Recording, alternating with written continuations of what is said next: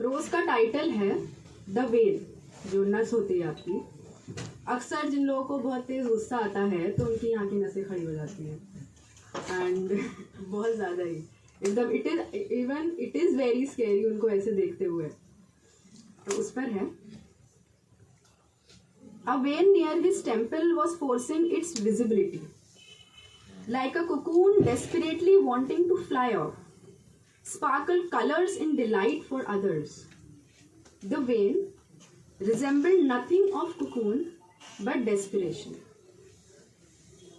To tear apart the crust and burst open, to wreck something else.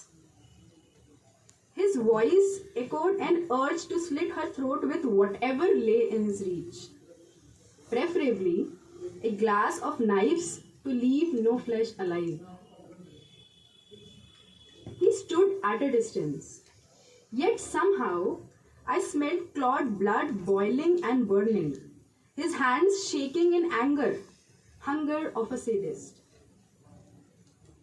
That filthy smell itched my breath for a while until I shut my eyes. Maybe undo the future I knew will be soon. I felt the tension ease out between them. She cried, and his eyes stretched out in pride. He knew them, the tears of fear, shiver from past terror of his actions. A satisfaction, a victory perhaps for him. The vein calmed, so did I. The man stormed out, leaving me numb. Scary it is when a man raises his voice. The potential violence and his want of winning.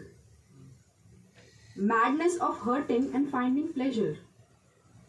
The muttered smirk last. Dilemma of objecting in familiarity of wounds. The mark hidden in her long sleeves. The man scares me. Everyone does.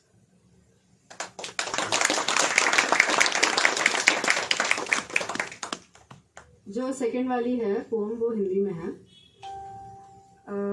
ये ऐसी है कि जब आप बहुत ज़्यादा छोटे होते हो, ये मेरी चाइल्डहुड मेमोरीज के एकदम ट्रेजर बॉक्स से निकली हैं। अब छोटे होते हो ना, आपका एक होता है कि हमें ऐसा घर चाहिए, ऐसा आंगन होना चाहिए, ऐसी ऐसी चीज़ें हों आसपास, ऐसे तरह के लोग होने चाहिए जहाँ पे you get to choose the people. तो उस पर है ये। इसका शीर्षक है मैंने चाहा एक घर, और उसी से शुरू है। मैंने चाहा एक घर, बारिश की सौंधी खुशबू से रोटी सेकता हुआ।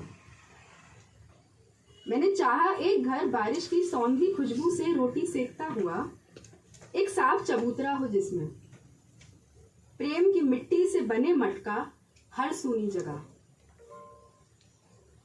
हर रोज पानी डाल बुलाऊं मैं उन जिंदा प्रेम कबूतरों को, जिनके पंख अब भी गिनना चाहती हूं मैं। एक आम का पेड़ हो तो और अच्छा लगे, एक आम का पेड़ हो तो और अच्छा लगे। मेरे अब्बा आम के शौकीन हैं। मैं भाग फटाक से चढ़ तोड़ लाऊं एक आम, हर उस पल जब वे कड़वा बोले। पर मुझे आधी रात पेड़ पर चढ़ना पसंद नहीं, डर लगता है घर भूल जाऊंगी। मैंने चाहा एक घर जिसके हर कमरे में धूप आए, दीवारें रोशनी के आड़े ना आए। मैंने चाहा और बुन लिया एक कंबल जिसमें तू और मैं प्रेम के गीत साथ गुनगुनाए। नजरों से कह दे वो सब जो जुबान से होठों पर रुके मुस्काए हर दफा। मैंने चाहा फिर बुन लिया, पर पाया कुछ भी ना। मैंने चाहा फिर बुन लिया, पर पाया कुछ भी ना। पैरों की मिट्टी में जा मिला सब कुछ, जो कोसों दूर बंजर जमीन के उस पार दलदल में फेंक आई थी मैं। जब बारिश इतनी तेज थी कि खुशबू को अपनी चीख में फंसा ले। घर नहीं था, प्रेमी की धक धक साथ थी। सुकून उस पार बिखरा, दलदल में फंसा आवाज दे रहा था।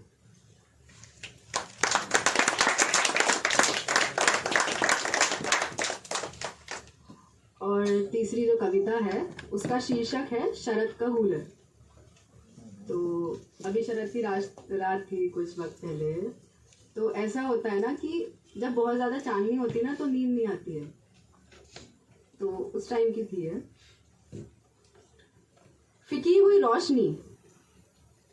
हुई रोशनी फंस जाए गुच्छे के कसे में कहीं, ताकि खिल जाए शरद की रात में कभी सूरज के उबलते गुच्छे मेरी डगाल पर। मेरी पलक झपकती नहीं, फिर भी छूट जाए वो सारे पल जब सिरकती है रोशनी अंधेरे के सन्नाटे में। जब रुकता है आसमां पत्तियों की तिलमिलाहट से, जब दिखते हैं मुझे एक फिर अनेक गूलर के फूल अंगड़ाई लेते फिर चौंकते हुए, जैसे दिख गया हो उन्हें उनके जंगल में मछलियों का एक मासूमता झुंड। गूलर है या कोई गैर मोती जमीन पर गिरता ही नहीं। ऐसा होता है कि जो गूलर का पेड़ होता है उसके जो फ्रूट्स होते हैं वो रात में ऐसे खिलते हैं, उसके फल फ्रूट्स, और वो कभी जमीन पे नहीं गिरते हैं। वो वहीं के वहीं ऐसा कहा जाता है कि वो आसमान में कहीं गुम हो जाते हैं। सोचूं तो दिखता है सब, छनकर आता है तिनका, फटा है पत्ती का पेट जिससे, दूर से आती है पास के पेड़ की कहानी, एक कहानी जो सुनाई देती अनेक जुबानी। आ गई फिर वो नींद की पुलिया आंखों से सटाए गुहार लगाए कि नींद आती नहीं। फिर क्यों दिखती मुझे झटपटाती विलंबित नींद पुतलियों की बेड़ियों में। रुक जाओ, सोना है मुझे। गूलर जब रोशन है उस जीवन और मृत्यु के बीच पूर्ण संशय से शरद को चूम लेता है।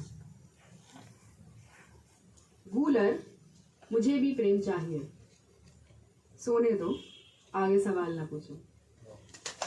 Thank you so much.